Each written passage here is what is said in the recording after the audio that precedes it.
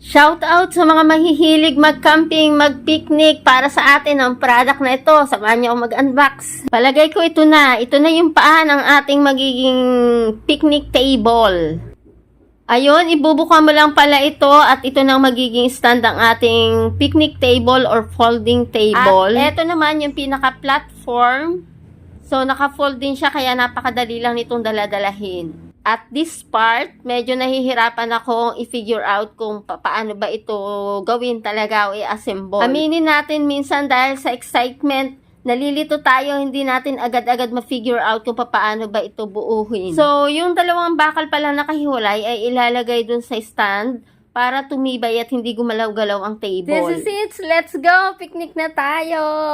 Grabe, ganun lang pala yun. Ikakapit mo yung nasa ilalim na yan, i-adjust mo para tumibay ang table. So, ayan, okay na. Kung naghahanap kayo ng picnic table, this is your sign.